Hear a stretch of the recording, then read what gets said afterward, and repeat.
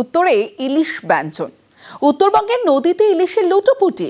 মাথাভাঙায় ধরলা নদীতে জাল ফেললেই উঠছে ইলিশ, চাহিদাও তুঙ্গে। দেখুন।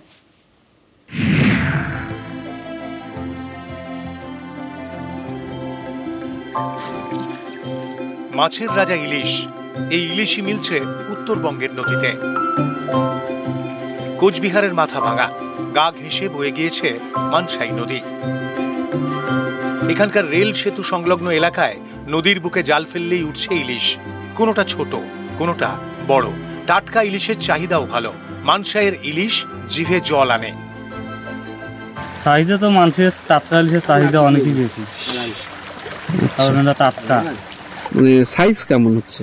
সাইজ 500, 600, 200, 250, 1 কেজিও আছে। 1 কেজিও পাইছেন?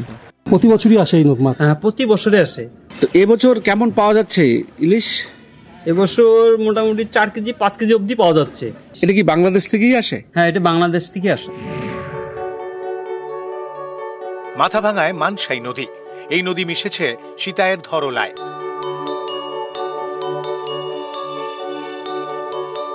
সেখান থেকে খড়িবাড়ির ব্রহ্মপুত্রে, এরপর ঢুকেছে বাংলাদেশে।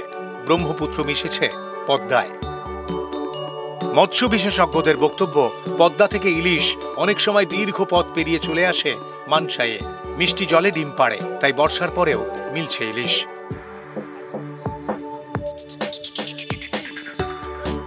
ইলিশ মাছ যখন ডিম পাড়ে তখন মিষ্টি জলে এসে ডিম পাড়ে, নোনা জলে ডিম পাড়ে না। তখন ব্রহ্মপুত্র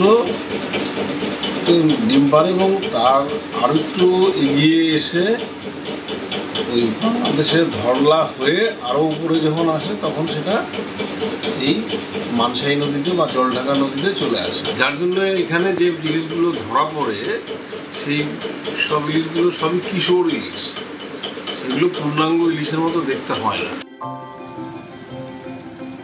কোলাঘাটে রূপনারায়ণ হোক অথবা হুগলি মুর্শিদাবাদে গঙ্গা, বর্ষায় জাল ফেললেই ইলিশ ওঠে। বঙ্গোপসাগর থেকেও ট্রলার বোঝাই করে দক্ষিণ 24 পরগনার বিভিন্ন ঘাটে পৌঁছয় ইলিশ। এই ইলিশ মিলছে কোচবিহারের মানসাই নদীতে। কোচবিহার থেকে রাজেশ দাস, নিউজ 18 বাংলা।